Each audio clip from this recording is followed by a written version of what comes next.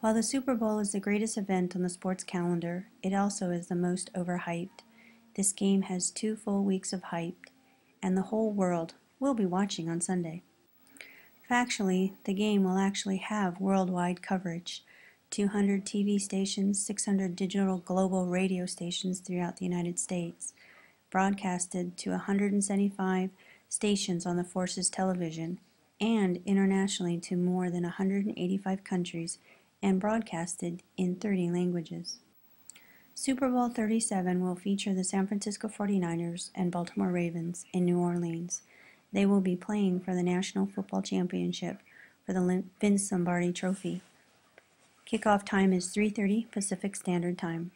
Super Bowl game attendance to date is 3,581,000.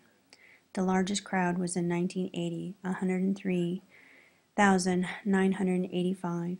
At the 2013 game, Alicia Keys will sing the national anthem. Prior to kickoff, Beyoncé will headline the halftime show. This event is so huge they don't have press conferences. They actually have an entire media day. For the first time ever, tickets will be sold to the public for $25 to attend Media Day.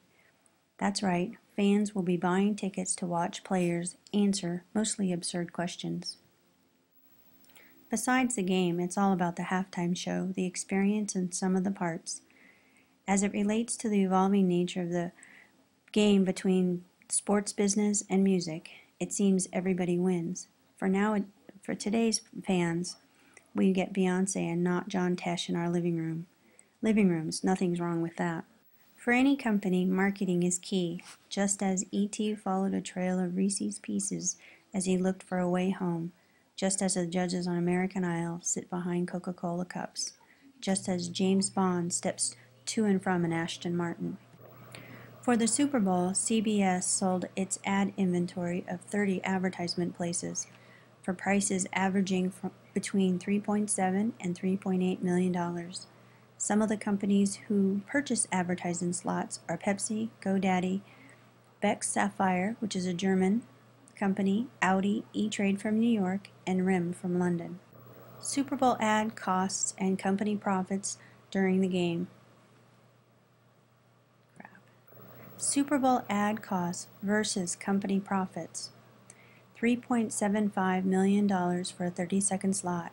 Even if you adjust for inflation, a Super Bowl ad costs 10 times more than it did in 1967. It's impossible to say exactly how much a successful Super Bowl ad actually earns a company.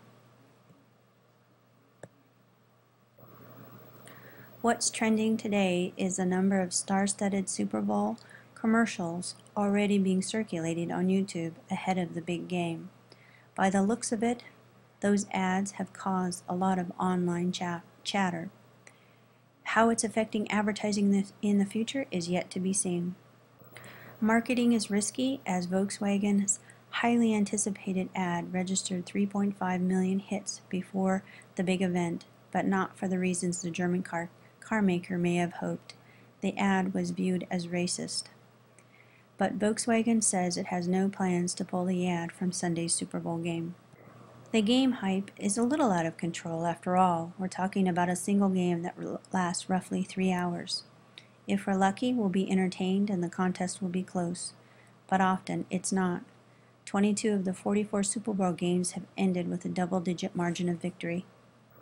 Focusing on volunteerism, some athletes will head to the Super Bowl game a week ahead of time to pick up hammers for Habitat for Humanity, working with a Make-A-Wish Foundation, and packing food for the homeless. Some stars like Garth Brooks will help Saint players to fit more than 24 local children with hearing aids. While San Francisco and Baltimore fans will be glued to their TV, many other fans will be glued to the TV for another reason. As a non-football fan like myself, I'll be there for the food, a nap, halftime show, then a halftime walk, commercials, food, and a nap. While the Super Bowl is just around the corner, you're probably tired of all the hype. There is only one thing left for you to do. Go on record for your prediction. I will predict the Ravens will win because I like the color purple.